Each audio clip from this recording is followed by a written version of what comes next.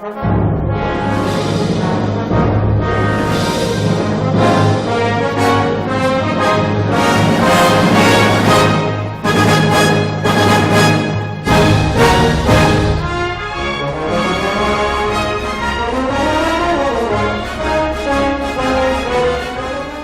tardes a todas y a todos y muchas gracias por asistir a este entrañable acto en el que recordamos los mágicos momentos vividos hace 30 años cuando el Club Deportivo Tenerife debutó en Europa.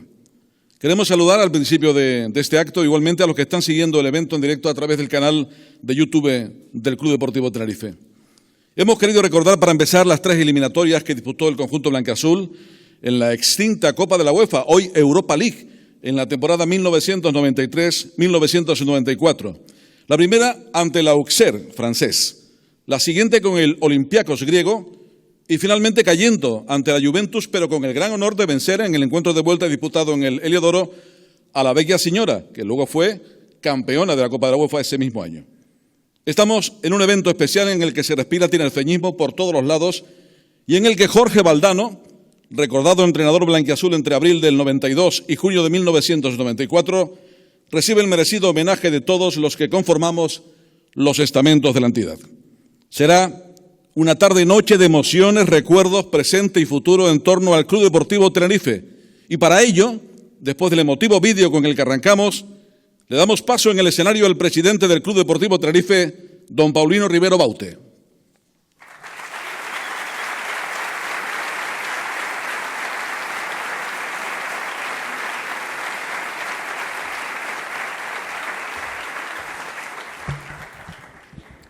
Buenas noches a todos. Dice el refrán que es de bien nacido ser agradecido. Y el Club Deportivo Tenerife es un club, señor, que quiere agradecer a todos aquellos que han aportado un granito de arena en la ya centenaria historia de este club.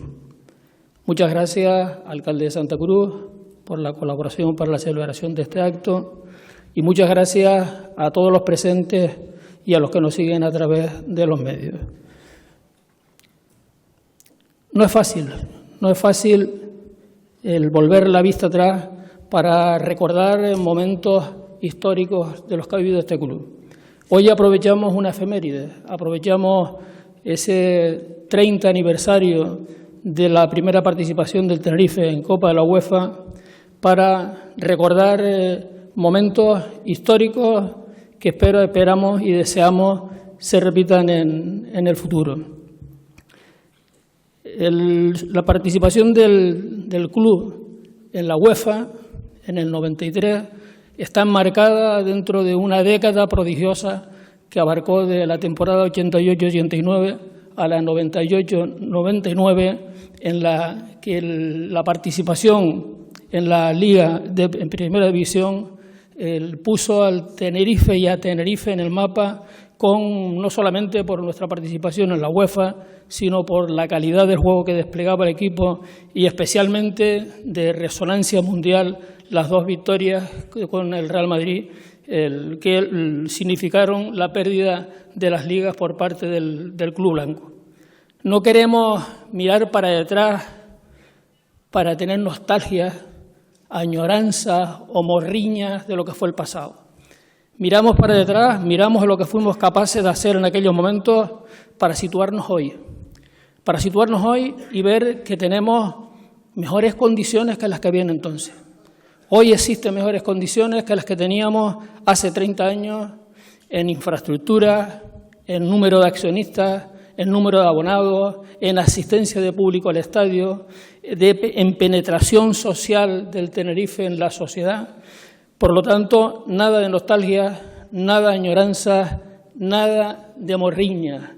Tenemos que aprovechar estos momentos para mirar que si con aquellos medios fuimos capaces de competir con los mejores, ¿por qué en estos momentos con más medios, más capacidad, más empuje por parte de nuestra gente no vamos a ser capaces de repetir esa etapa histórica de nuestro club? Hoy les animo a que sigamos empujando todos.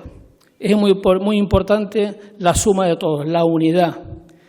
Los medios de comunicación, las empresas, las instituciones, nuestros abonados, nuestros aficionados, todos en una misma dirección, empujando, conseguiremos una cosa que parece irrepetible, pero que la vamos a repetir, que el Tenerife siga teniendo un hueco dentro de los equipos importantes del fútbol español.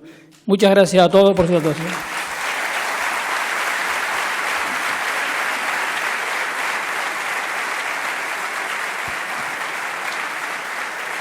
Muchas gracias, señor presidente. Vamos ya con la bienvenida a Carmelo Rivero, periodista y Premio Canarias de Comunicación, que será el moderador del diálogo en vivo que compartirá los próximos minutos junto a Jorge Valdano, entrenador blanquiazul en la temporada del debut en Europa e insignia de oro y brillantes del Club Deportivo Tenerife. A ambos los recibimos con este caluroso aplauso. Muchas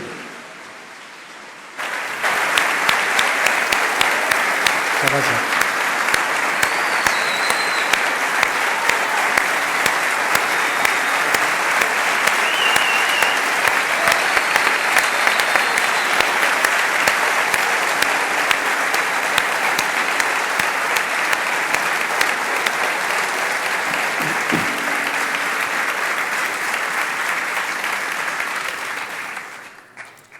Pues estamos, muy buenas tardes, noches, ante el hombre que hizo real aquel sueño, que es un sueño que dura 30 años y parece que fue ayer. Jorge, muy buenas tardes, muy buenas noches. Muy buenas tardes, gracias por este recibimiento tan caluroso. He venido a emocionarme y empezamos de entrada. Este es el homenaje de Tenerife, del Tenerife, a la persona que en aquel entonces, junto a Ángel Capa, hizo realidad un sueño mágico. Lo que me gustaría que primero nos indicaras, para un poco también nosotros pulsar tu estado de ánimo, es cómo te sientes 30 años después de las imágenes que has visto, volviendo a la isla, ya no como entonces de madrugada a desembarcar en una isla que tenía un equipo en peligro, sino 30 años después de haberlo llevado a Europa. ¿Cómo te sientes tú hoy aquí entre toda tu gente de la isla en el Guimerá?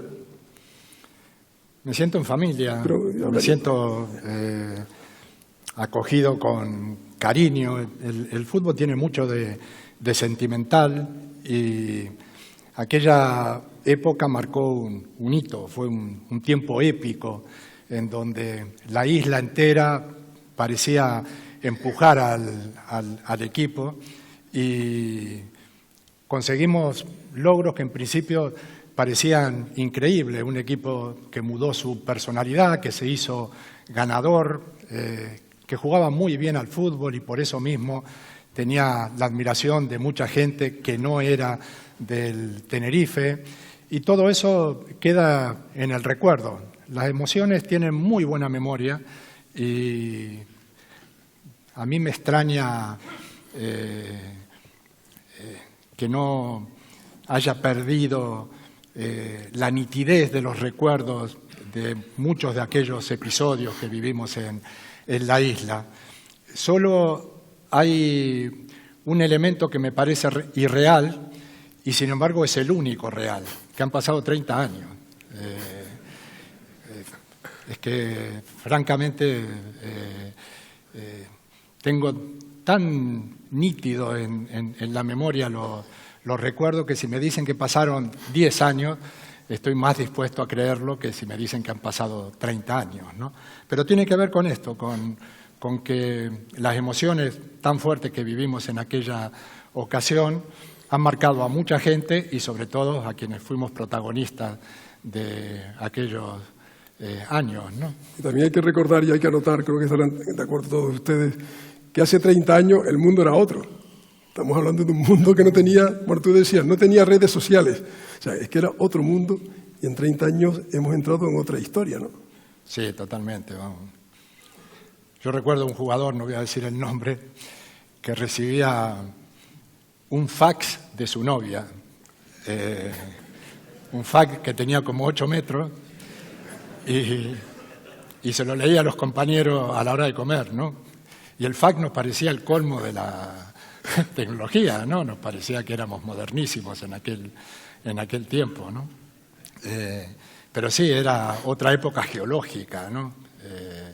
En donde había mucha presión Eso es consustancial al fútbol en cualquier tiempo, pero si algo hay que agradecerle, sobre todo a aquellas dos ligas frente al Real Madrid, es que en aquella época no hubiera redes sociales. Hubiera sido una carnicería.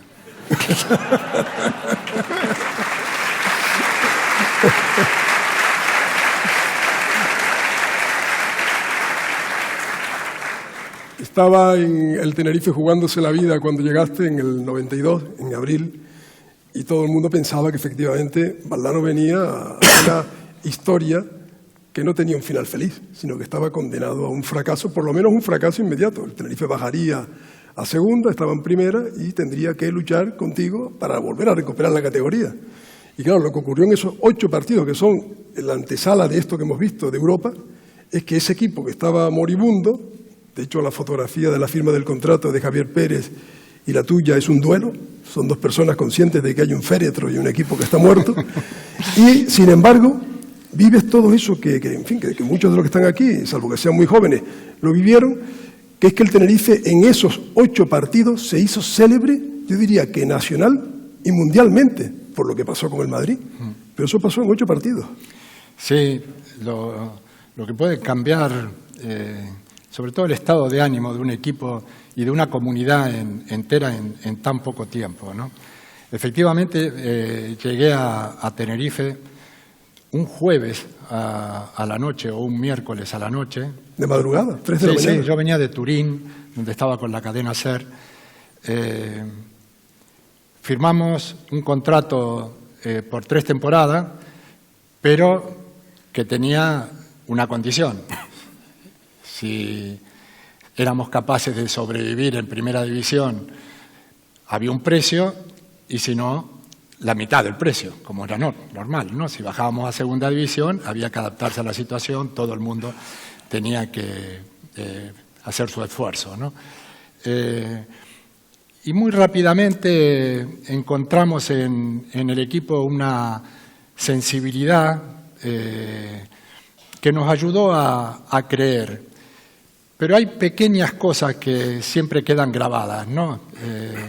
El primer entrenamiento fue uno de ellos. Los solteros, ¿no? Y los casados. Sí. Hubo un primer encuentro con los jugadores que luego ellos valoraron mucho. A veces episodios que no parecen tener importancia sí que tienen una cierta relevancia para el lenguaje del vestuario, ¿no? Me presentó Javier Pérez a la plantilla y cuando terminó su discurso le dije: muy bien, presidente, muchas gracias por la presentación, ahora déjeme solo con los jugadores. El presidente se sintió expulsado de aquel acto, pero hacía falta esa intimidad y los jugadores lo valoraron. Y luego hicimos un entrenamiento, ¿sí? Que eso es más o menos célebre. Eran 2 equipos mortecinos que parecían cansados, hasta sin orgullo, 2 equipos rendidos, ¿no? Los que estaban entrenando. Entonces yo paré el entrenamiento y dije: bueno, tenemos 25 minutos más, yo no he firmado el contrato, si en estos 25 minutos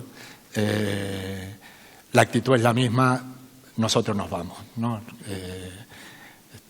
Conmigo estaba Ángel Félix y Ángel Capa también, ¿no? Nosotros nos vamos porque no hay salvación posible. Nosotros hemos venido aquí a hacer algo heroico. Tenemos que salir de ahí, del fondo de la tabla de clasificación, ¿no? Bueno, esos 20 minutos siguientes parecieron un equipo que acababa de tomar un energético prohibido por la ley, ¿no? Volaban, hasta el punto que dijimos: ya está, termina el entrenamiento. No necesito 25 minutos, necesito que el domingo seamos el de este momento, el de estos 15 minutos en donde parecieron otros jugadores. Y lo único que ha cambiado es la actitud, ¿no? Y bueno, se fueron al vestuario, seguramente pensaron en que tenían armas suficientes para encarar el primer partido, que era contra el Valencia. Además. Sí. Yo tengo de ese partido en la memoria Una jugada que podía haber cambiado el signo de las cosas, de todas las cosas. Porque a veces yo, que soy muy amigo del juego, tengo que reconocer que en ocasiones el resultado tiene una importancia crítica. Y ese partido tenía una importancia crítica. No fue un gran partido, fue un partido bastante igualado, pero lo que me quedó en la cabeza fue un mano a mano del mejor jugador del Valencia, Fernando, frente a Agustín. Todavía sueño con esa jugada. Y me da la sensación de que duró 5 minutos ese encuentro entre los dos. Fernando encarando a Agustín, los dos solos. Y el duelo lo ganó Agustín. Si lo ganaba Fernando y no ganábamos ese partido, la cadena de consecuencias no hubiera sido la misma, ¿no? Bueno, ganar ese partido, lógicamente, nos dio apenas oxígeno. Pero al domingo siguiente recibíamos al Barça, el Barça de Cruyff, y ese sí que fue un partido épico, en donde en los últimos minutos ellos tenían ocasiones, nosotros teníamos ocasiones, ellos tenían ocasiones, nosotros teníamos ocasiones. Y ahí sí que había ya un equipo que había descubierto a la épica, ¿no? Me acuerdo que yo le dije a Derticia, Koeman no puede salir desde atrás con la pelota dominada. Vos tenés que ser la sombra de Koeman. Pero se lo dije el lunes, ¿eh? El martes llega al entrenamiento y me dice, ya está, Jorge. Digo, ya está, faltan 5 días para el partido. ¿Cómo ya está? Dice, no, ya le dije a mi mujer que me hiciera un marco a una foto de Koeman y la tengo en la mesa de noche.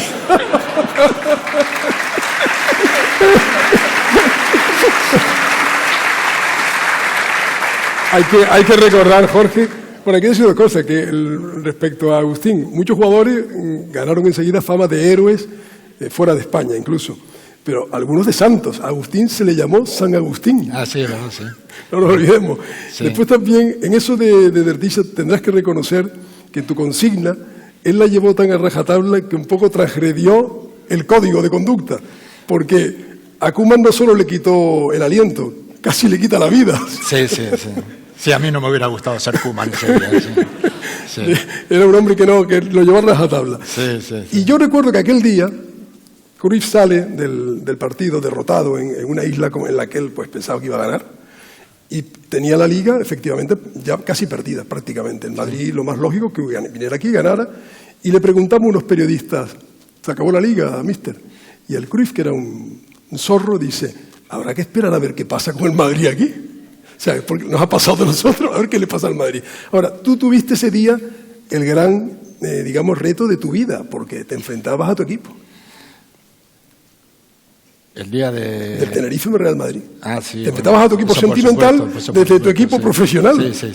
Primero hay que decir que aquel Barcelona ya no perdió ningún partido más. Los ganó todos y eso le permitió ser campeón de Liga y campeón de Europa por primera vez en su historia. O sea, aquí fue la última derrota.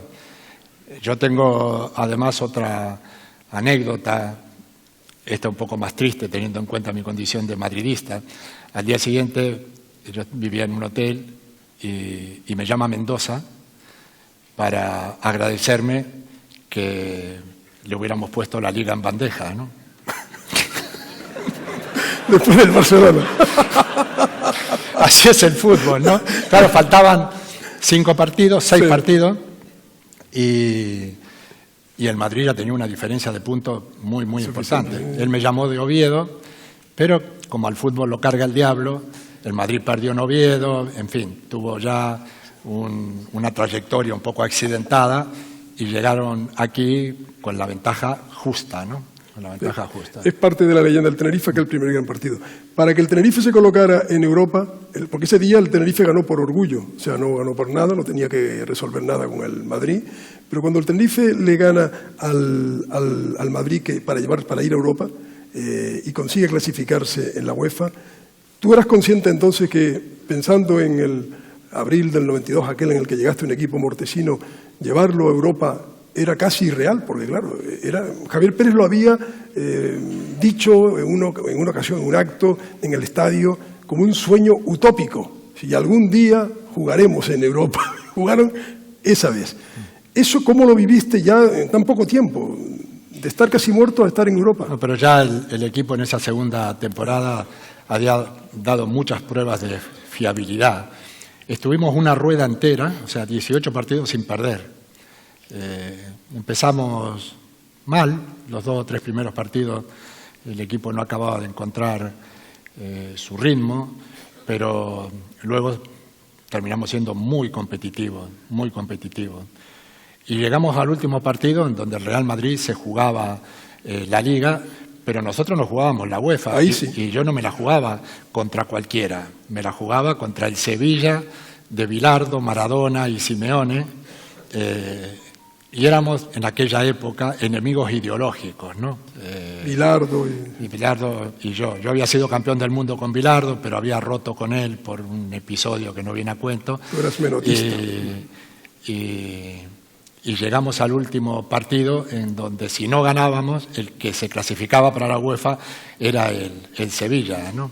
Y de hecho había en aquel partido una buena cantidad de periodistas argentinos mucho más interesados en la situación del Sevilla y el Tenerife que del Real Madrid y Barcelona, ¿no? Sí, porque la lucha ideológica entre Menotti y Bilardo en Argentina estaba al rojo vivo. Y tocar Europa, a pesar de ser un equipo ya consistente, que iba a quedar en los puestos altos de la clasificación, en ese partido, dinos la verdad ahora, en fin, 30 años después, en la segunda vez, en las mismas circunstancias, con un Madrid dependiente del Tenerife, con un Barcelona dependiente de lo mismo, y con un Tenerife que sí se jugaba algo, que era nada menos que jugar Europa, ¿tú eso cómo lo viviste? O sea, ¿eso qué significaba? Bueno, lo viví más seguro que en el primer partido, en donde éramos todavía un equipo más endeble, que no mostraba tanta seguridad en sus comportamientos tácticos, en su confianza incluso, ¿no?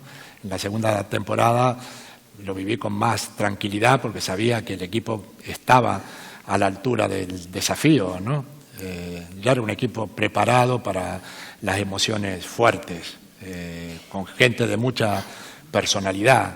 Ahí había gente como Fernando Redondo, como Pizzi, como Felipe, gente muy, muy inteligente, muy entregada, que se vaciaba en cada partido y que le daba al equipo una gran consistencia. Eso al entrenador le aporta seguridad, ¿no? Pero ¿tú pensaste en algún momento, Jorge, que podía repetirse la historia por segunda vez consecutiva? Me parecía más posible que la primera vez.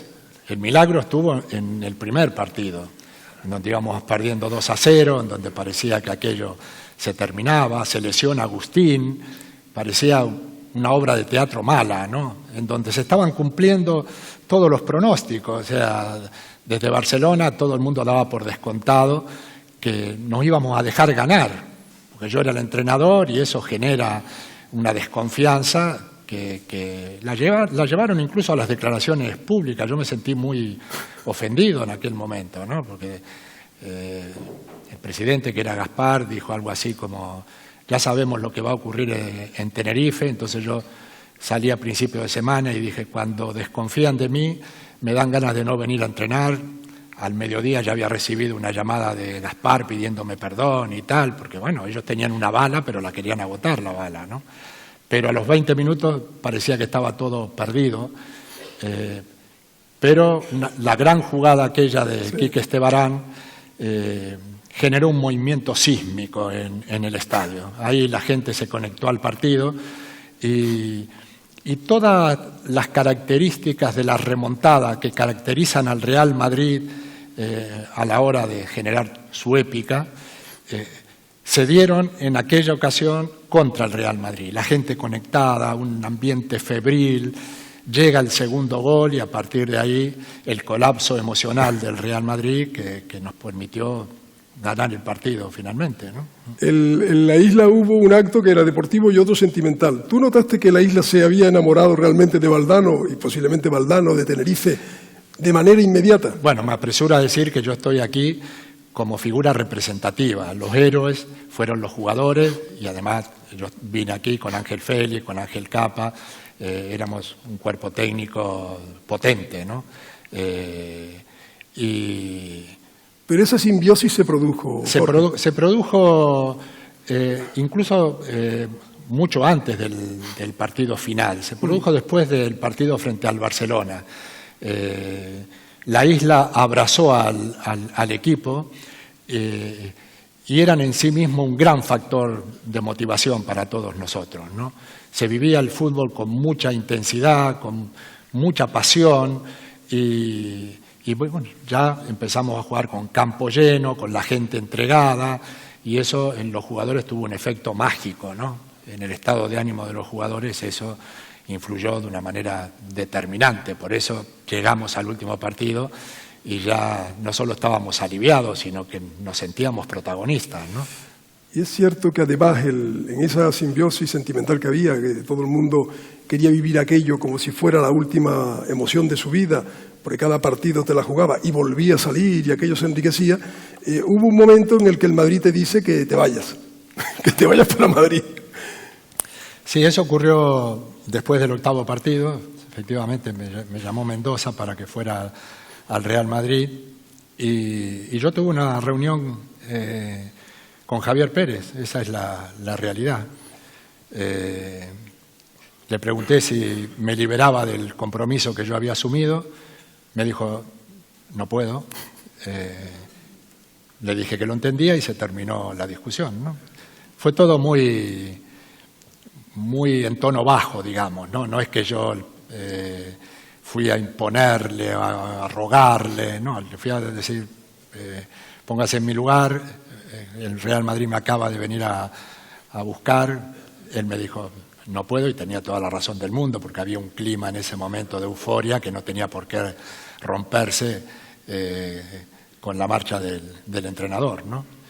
Lo entendí de inmediato y nos pusimos a trabajar en la próxima temporada. Pero sí, llegó esa oferta inmediatamente, ¿no? Pero son milagros que produce el fútbol, porque yo antes de venir al Tenerife me reunía habitualmente con Mendoza, ¿no?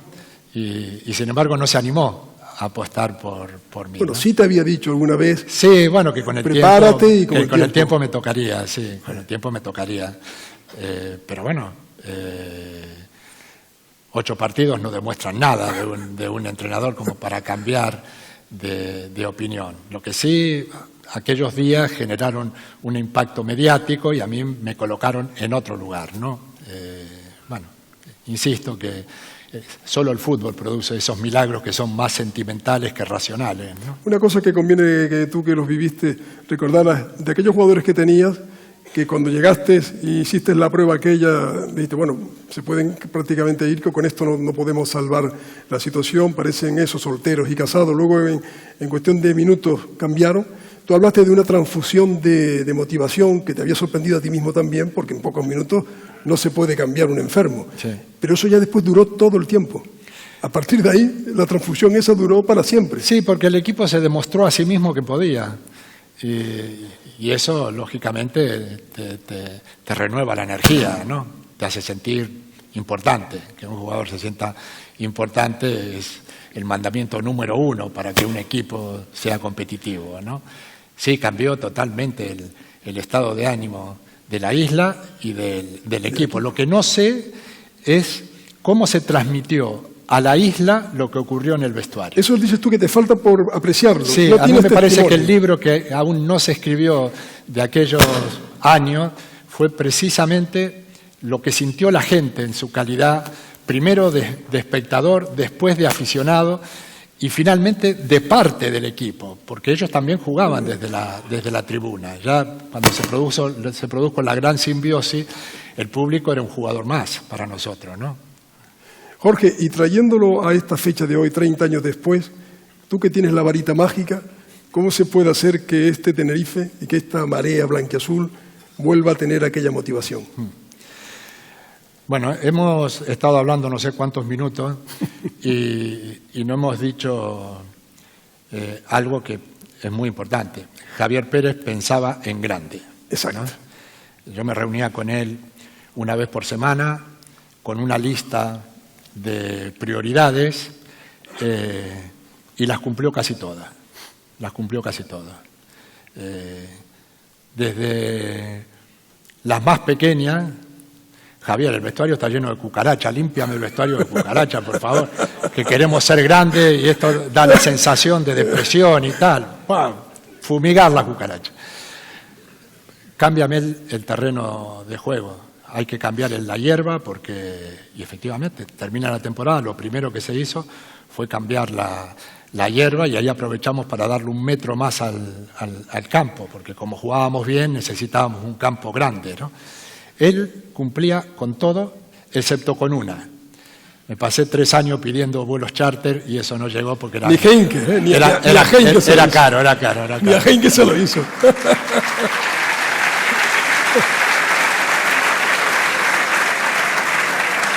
Yo me acuerdo que había hecho hasta las cuentas, ¿no? Viajábamos, creo que 5 veces más que el equipo que más viajaba. No, más, como 10 veces más que el equipo que más viajaba, en horas de avión, ¿no? Y bueno, eso lógicamente contribuía a que el equipo llegara cansado a algunos partidos, no solo porque no íbamos a Madrid, hacíamos escala de 3 horas y luego había que salir no sé hacia dónde, ¿no? Asturias. Bueno, pues todo ese desgaste también juega su papel en la competición, ¿no? Sí, decías que una de las condiciones, por tanto, es soñar a lo grande. Soñar a lo grande fue una característica de Javier Pérez, que le permitió además vendernos como algo grande. Claro, porque vendió aquellos partidos de la UEFA cuando los clubes todavía vendían sus propios derechos, no eran derechos colectivos, y fue un atraco lo que hizo con Televisión Española. Fue tremendo el rendimiento que le sacó a aquellos partidos, ¿no? Y luego esa comunión con la gente que creo que esta Junta Directiva está logrando. Noto que hay ilusión en la isla. Recordemos que en aquel momento teníamos figuras internacionales. 5 jugadores de aquel equipo llegaron a la selección española, pero además estaba Derticia, que había jugado conmigo las eliminatorias para el Mundial del 86, estaba Redondo, que era en Argentina un ídolo nacional. Había jugadores de peso, ¿no? Yo creo que para el estado del fútbol actual es muy importante el trabajo de la cantera. No puede haber un solo talento en las islas que no esté bajo control. Si se logra eso, se dará un paso importante porque tarde o temprano saldrá una generación espontánea que le dé al equipo no solo el orgullo de pertenencia, sino el talento, ¿no? De aquí ha salido Pedri, el talento más grande que ha salido en España posiblemente en los últimos años. Hablo de talento natural, ¿no? De un tipo que nació sabiendo. Bueno, pues esto nació aquí, en esta isla, ¿no? Y está haciendo un trabajo muy importante de captación, de asociaciones con clubes que tienen que dar tarde o temprano sus frutos, ¿no? Por tanto, hay que soñar a lo grande, hay que tener grandes... Y luego un vínculo social. Un equipo de fútbol... Que sea algo más que un equipo. Significa mucho para un lugar. Yo no sé si la gente es consciente de esto. Yo voy a hablar, ahora voy a hacer un comentario sobre algo que habla muy bien de mi ignorancia, pero que es ilustrativo. Yo me enteré que Barcelona estaba en España cuando Johan Cruyff fichó por el Barcelona. ¿Tú estabas en Argentina? Yo estaba en Argentina. Y Barcelona me sonaba hasta francés, fíjate, ahora sí. No lo publiquen porque... Pero quiero decir...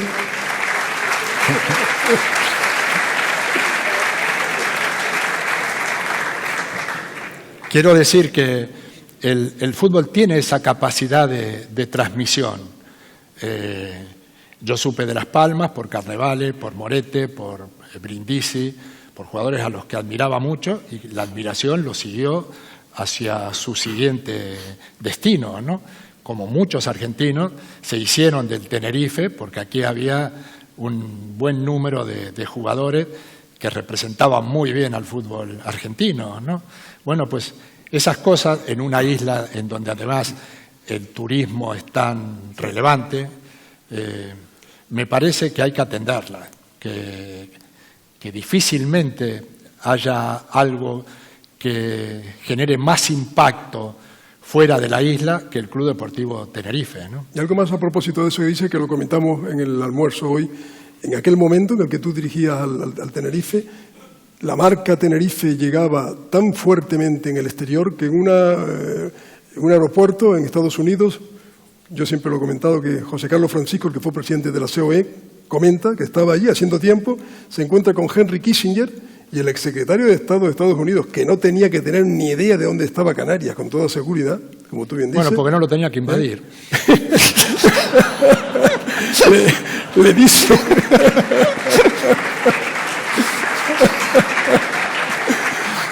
Le comenta a José Carlos Francisco que utilizó el fútbol como tema de conversación recurrente. Ay, qué bueno. ¿De dónde es? De Tenerife. Tenerife.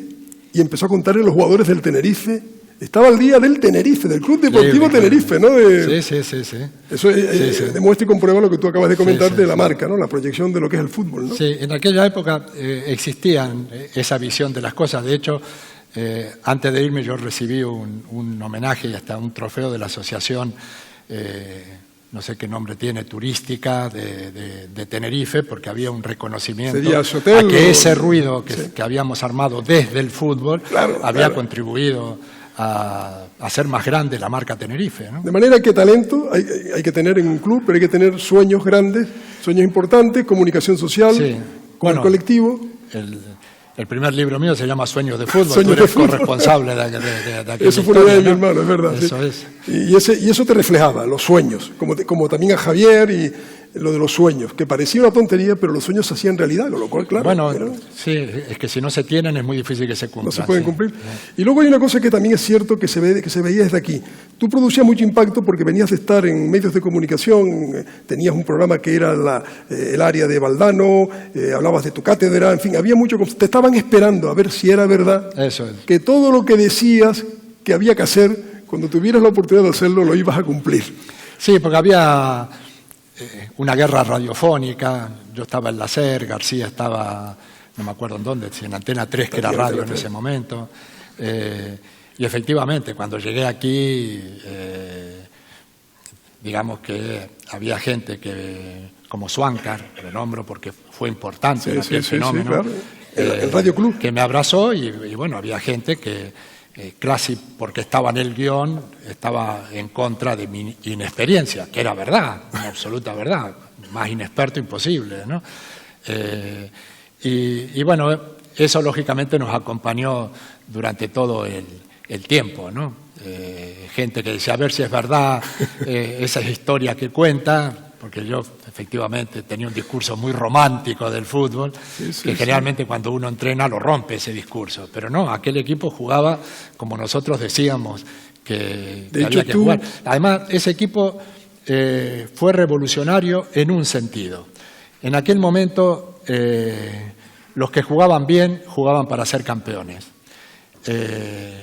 pero los que escapaban del descenso no se escapaban jugando bien, se escapaban luchando, se escapaban defendiendo, se escapaban con otro tipo de juego, ¿no? Y nosotros, digamos, le contamos al mundo del fútbol que se podía escapar de pobre jugando bien al fútbol, ¿no? Además, yo siempre he sido la idea de que jugadores de primera división le pueden dar un balón a un compañero a 15 o 20 metros, ¿no? Cualquiera le puede dar un balón. Lo que hay que hacer es animarlo, porque hay algunos que ni siquiera saben si son capaces de dárselo porque no tuvieron permiso para hacerlo, ¿no? Con nosotros tenían permiso para todo, los animamos a atreverse, ¿no? Yo le había robado a Borges una frase en donde decía, en caso de duda, el coraje siempre es mejor, ¿no? Y eso es verdad, pero claro, escuchártelo a ti parecía como que tú que hablabas del juego limpio, del juego estético, la belleza, tú decías, no, ganar quiere todo el mundo, pero solo los mediocres no aspiran a la belleza. O sea, tú ibas y tú hablabas del coraje. La gente decía, oiga, furia o belleza. Claro. Tenías que precisar que, claro, el coraje que decía Borges es otro tipo de coraje. No, es el coraje para decidirse. Es la valentía. Es para decidirse, el coraje para atreverse, efectivamente. Claro. O sea, ¿Qué hago? ¿Voy o me quedo? Vete. Exacto. Ese era el tema, ¿no? De hecho, venir tú aquí dice que fue una de tus grandes decisiones en tu vida, ¿no? Bueno, todas mis grandes decisiones han sido espontáneas, ¿no? Yo tengo fama, y en gran medida es verdad, de ser muy racional, pero las grandes decisiones las tomo siguiendo la intuición. Yo siempre he creído que la intuición es la velocidad punta del conocimiento, de la inteligencia, ¿no? Detrás de la intuición hay mucha información, ¿no?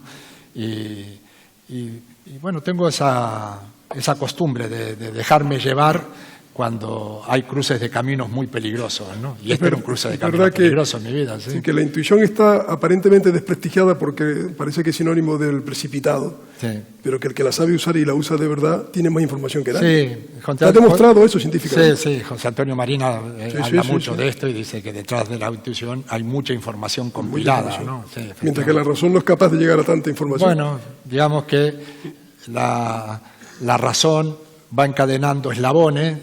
Y si te falla un eslabón del medio, no tienes la visión, sí. Se jode el Perú, ¿no? Como dice. Una cosa que estás diciendo en este recetario, que hay que anotarlo, porque estamos en 2023 y estábamos hablando de 30 años atrás, es que este Tenerife, que está en segunda, quiere subir a primera. Es una proeza, pero claro, es la proeza que a lo mejor le hace falta a este Tenerife para romper, ¿no? Sí. Bueno, pues ahí está, la primera, hay que ir a buscarlo, hay que creerlo, hay que creerlo primero, ¿no? Sí, bueno, sí, efectivamente, o sea, tiene que entrar dentro de las posibilidades, ¿por qué no? Eso no se renuncia antes de empezar. La ambición es un gran motor y eso hay que movilizarlo hasta desde los discursos, ¿no? Además, el jugador hasta lo agradece, el jugador le gusta ser protagonista, ¿no?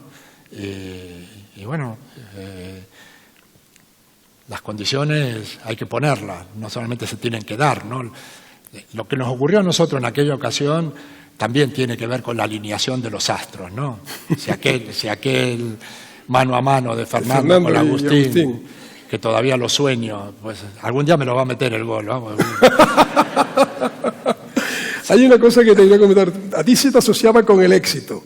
Y yo recuerdo que una vez tú aclaraste en público y dices, yo soy una persona que he fracasado mucho. O sea, es verdad que luego se ha sabido que para conseguir éxito hay que saber fracasar también, porque previo está el fracaso, ¿no? Y tú has vivido, pues, decía, no, Valdano es el éxito y se te medía por el éxito. Claro, luego tú has contado algunos fracasos fuertes, incluso que han puesto en riesgo tu vida y que has logrado sobrevivir, pero has pasado por esa sensación. Y también tu experiencia en el Real Madrid no fue finalmente exitosa, fue exitosa al principio, pero luego no. Y luego has hecho cambios de vida y te has dedicado a muchas cosas. ¿Tú cómo tienes metabolizado eso del éxito al que se te asocia y el fracaso que tú dices que también experimentas a menudo? El éxito al final es una cuestión de insistencia. Digamos, la resistencia a la frustración sí que tiene que ser una característica del líder, ¿no? El fracaso es un lugar más por el que uno tiene que pasar y el tema es que no te paralice, que el miedo no te estanque. Es más, yo considero que el error, si es revisable, si es estudiable, se puede convertir en una escuela que te permita salir mejorado del proceso, ¿no? Eso es así. Y la vida tiene muchos altibajos. Y lo cierto es que aprendemos muchos más de los bajos que de los alti. Cuando uno triunfa, no revisa el proyecto. En cambio, cuando uno no triunfa, lo revisa y ahí sí que hay conocimiento, ¿no? Conocimiento de uno mismo, conocimiento del entorno, porque no quiere volver a repetir la experiencia.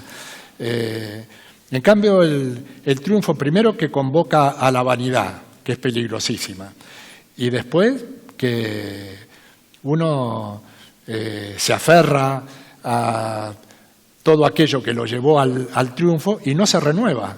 En cambio, es muy importante cuando uno encara nuevos objetivos, renovar el conocimiento y las actitudes y todo aquello que hace, en este caso, a la misión del entrenador, ¿no? Y hace 30 años que el tiempo se pasa volando, tú eras un treintañero, ¿no? Ahora que eres un hombre de 60, ¿cómo te va en la vida? ¿Tú cómo te estás desarrollando ahora, Jorge? Pensando en aquel Jorge que llegó aquí, que conocimos, y el actual, que sigue estando haciendo muchas cosas extraordinarias. En esencia soy la misma persona, soy sociable, tengo mucha actividad, lo único bueno es que no tengo jefe, digamos, que ahora me muevo con mucha más independencia, pertenezco a empresas, por ejemplo, soy comentarista de Movistar, pero no tengo premisas, no recibo órdenes, soy yo, ¿no? El que digo las cosas a mi manera. Luego doy muchas conferencias, estoy en distintos medios de comunicación, escribo, tengo una consultora, en fin, bueno, hago muchas cosas, viajo mucho. Esta semana, el lunes estuve en Barcelona, el martes en Roma, ayer en Madrid, hoy aquí, mañana Fuerteventura.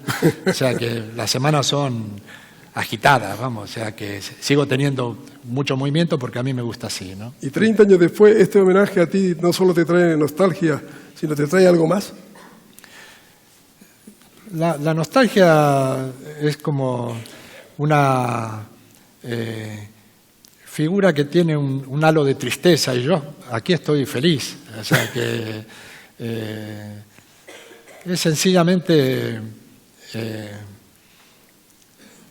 recordar que el fútbol te da muchas cosas. Por ahí te dan una medalla, como hoy voy a recibir la insignia de oro. Por ahí hay triunfos que duran una semana, hay triunfos que duran un mes, hay triunfos que duran años, ¿no? Ser campeón del mundo dura toda la vida, ¿no? Pero cuando uno pasa por los lugares, lo que queda de verdad son las emociones. Y tener este privilegio de ser recibido de esta manera, de sentirme querido, ese es el principal patrimonio.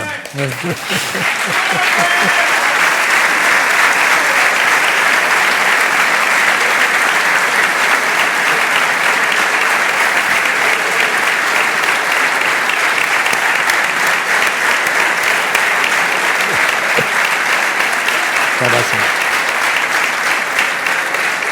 Jorge, esto de las emociones que dices ahora, tú has comentado que alguna vez que te fijas en la gente. Aquí, la verdad que en la penumbra no nos permite ver el rostro de la gente, pero tú te fijas mucho incluso en los estadios, en los escenarios, cómo reacciona la gente, que tú notas que ante el fútbol es ante donde los rostros y las caras, las expresiones son más intensas. Sí, que en pocas actividades notas eso. Eso es una teoría curiosa, porque significa que el fútbol transmite mucho más de lo que creemos. Sí, es un territorio absolutamente emocional. Ahora, como la industria del ocio ha encontrado en el fútbol unas posibilidades de negocio tremendas, lo están confundiendo al fútbol con un entretenimiento, y el fútbol es antes que eso una emoción que genera identidad, que genera orgullo, y eso sí que para eso no tiene rival el fútbol.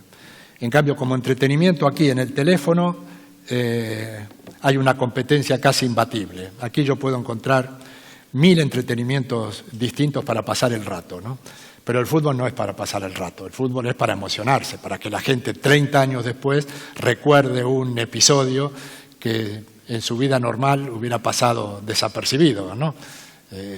¿Qué recordamos de hace 30 años? Que nos casamos, que tuvimos un hijo, pero no que eliminamos al Sevilla y hemos alcanzado la Copa de la UEFA por primera vez, ¿no? Sin embargo, el fútbol sí que te deja ese pozo dentro, y eso lo produce solo la emoción, ¿no? El club ha conquistado esta ocasión el récord de socios del Tenerife, de abonados.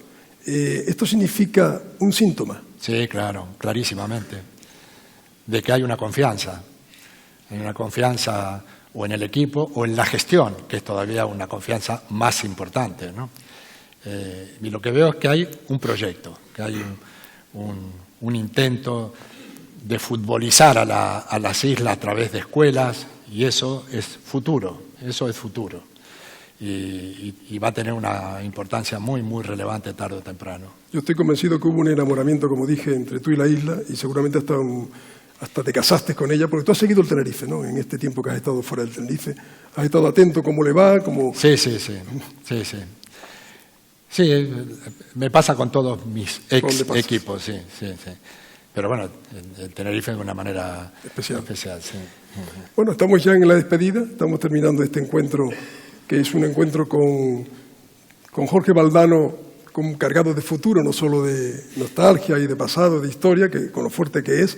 Algunas de las personas que estuvieron ya no están de aquella historia, no están aquí para poder vivirla. Por suerte, mucha gente ha sobrevivido a estos 30 años con mucha felicidad. Tú eres un caso palpable. Y te quiero ceder la palabra para que un poco te dirijas a los tinerfeñistas, diciéndoles, como aquel partido que reuniste a los jugadores, oiga, esto no me gusta, un poco diles a los tinerfeñistas en general, a la isla en definitiva, lo que tú deseas de corazón que hagan este año, ¿no? Bueno, decirles sencillamente que el fútbol es un vehículo extraordinario, pero no solamente un vehículo que lleva sentimientos, sino que lleva identidad, lleva sentido de pertenencia. Un club de fútbol representa, y sentirse representado es muy importante, y sentirse bien representado es un generador de orgullo. Y debo decir que para que los milagros ocurran, tienen que personarse muchas personas. Esto es como la educación de un hijo, que depende de toda una tribu. El éxito de un equipo también requiere de toda la tribu. Y la buena noticia es que si el éxito finalmente se da, toda la tribu termina siendo beneficiada por ese éxito, ¿no? Esto es como cuando uno trabaja en una empresa. Si la empresa le va bien, a mí también me va bien. O sea, el prestigio de la empresa es proporcional al prestigio mío, ¿no? Bueno, con los equipos de fútbol pasa a lo grande porque tiene una calidad representativa realmente extraordinaria. Si algo me queda a mí de aquella época es haberlo vivido, o sea, salir a la calle y ver cómo se respiraba fútbol, ¿no? Y eso, cuando lo respiran también los jugadores, pues tiene otra capacidad motivacional, ¿no? Jorge, muchas gracias, enhorabuena, felicidades por esta medalla. Muchas gracias. Muchas gracias. Gracias.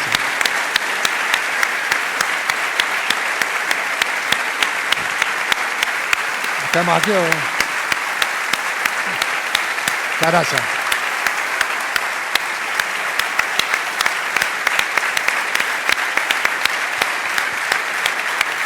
Gracias. Estamos aquí.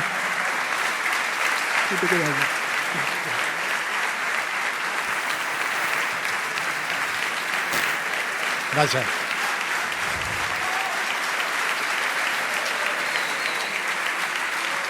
Gracias. ¿Perdón? Por delante de la mesa.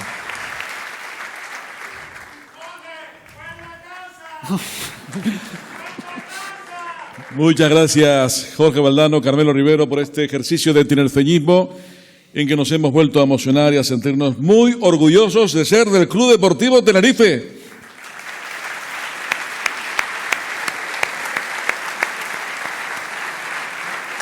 Con la emoción que aún nos embarga, vamos con la segunda parte del acto, en el que se le hará entrega a nuestro protagonista de hoy de la insignia de oro y brillantes de la entidad. Para ello invitamos a que accedan al escenario las personas que conforman el Consejo de Administración del Club Deportivo Tenerife, por favor.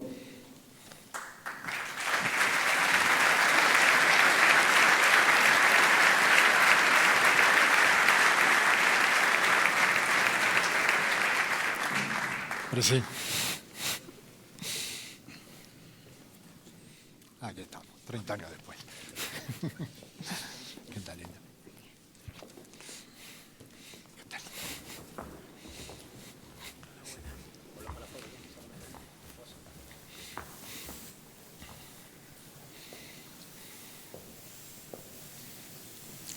A continuación, la consejera y secretaria del Consejo de Administración del Club Deportivo Tenerife, Alba Aula Méndez, leerá el acta del acuerdo adoptado por el Consejo en su reunión del pasado día 8 de septiembre. Bien, buenas tardes. El Consejo de Administración del Club Deportivo Tenerife, en la sesión celebrada el pasado día 8 de septiembre de 2023, acuerda por unanimidad y dentro de la potestad conferida conforme al Reglamento de Honores y Distinciones concederle al señor Jorge Valdano Castellanos la insignia de oro y brillantes de esta entidad una vez se hubo tramitado el oportuno expediente. Entre sus muchos méritos contraídos durante los 2 años de pertenencia a esta institución, cabe reseñar que tras su llegada a la isla en abril del año 92, dirigió los 8 últimos partidos de la competición de la Liga, certificando la permanencia del equipo en la primera división con triunfos, como ya hemos hablado, ante el Valencia, el Barcelona o el Real Madrid. En la temporada siguiente, la clasificación en el 5º puesto en el campeonato de la Liga permitió el acceso por primera vez del club a la Copa de la UEFA y en este torneo se superaron 2 eliminatorias ante el Auxerre y el Olympiacos, cayendo en octavos de final ante la Juventus, que por cierto era el primer campeón de Europa no español que visitaba la isla en un encuentro oficial. Y además, en esa misma temporada, el Club Deportivo Tenerife también obtuvo por primera vez en su historia la clasificación en semifinales de la Copa del Rey. A fecha de hoy, don Jorge Valdano Castellanos es el 5º entrenador con más encuentros oficiales en el banquillo del Tenerife, entre la Primera División, la Copa del Rey y otros torneos continentales a lo largo de su trayectoria. Por ello, es un honor, en nombre de todos los tinerfeñistas, concederle esta insignia. Muchas gracias. El presidente del Club Deportivo Tenerife, Paulino Rivero Baute, impone a Jorge Valdano la insignia de oro y brillantes, la mayor distinción de la entidad a título individual. Un fuerte aplauso para este merecido reconocimiento en un día histórico en el que recordamos los 30 años de la primera competición europea del Club Deportivo Tenerife.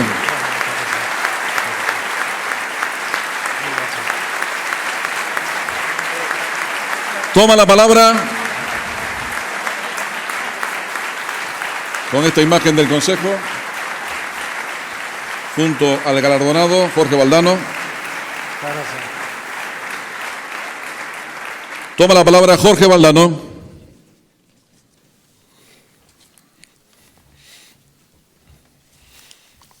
Bueno, ya he hablado mucho, pero resulta imprescindible dar las gracias a la Junta Directiva por este honor.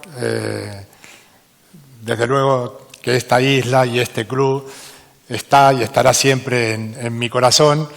Hoy tengo además la insignia de oro y brillante para que ese recordatorio tenga además un asidero físico, ¿no? Pero en el alma está mi agradecimiento. Y en el aplauso de ustedes hay tanto valor como en esta insignia, ¿no? Lo que sí quiero subrayar es que hoy me siento representante de algo que me excede clarísimamente. Aquella fue una obra colectiva en donde los jugadores fueron auténticos héroes, donde mostraron un nivel de responsabilidad, de honestidad y de valentía muy, muy grande para alcanzar enormes gestas. Yo vine acompañado por Ángel Capa, por Ángel Félix, ellos también son responsables de aquellos éxitos. Y bueno, las emociones, una vez más, se imponen y por esto, aún habiendo pasado 30 años, que es una vida, aquí estamos otra vez juntos recibiendo este honor y lo recibo, se los puedo asegurar, con muchísimo orgullo. Muchas gracias otra vez. Gracias.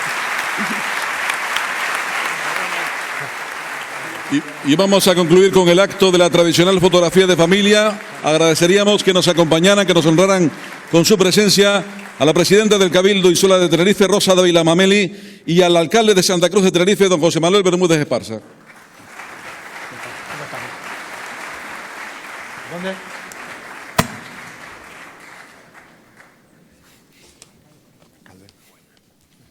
Ese césped que me pusiste.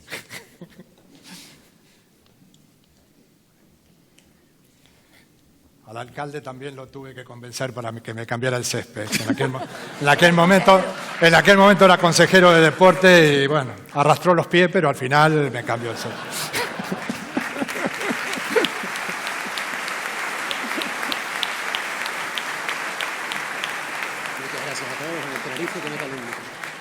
Con esta foto de familia ponemos punto y final a este acto entrañable, emotivo, celebrando los 30 años de la primera competición europea que disputó el Tenerife y la imposición de la insignia de oro y brillantes a Jorge Valdano Castellano. Muchas gracias, buenas noches. Vamos Tenerife y el lunes a por el Español en el Heliodrome. Muchas gracias.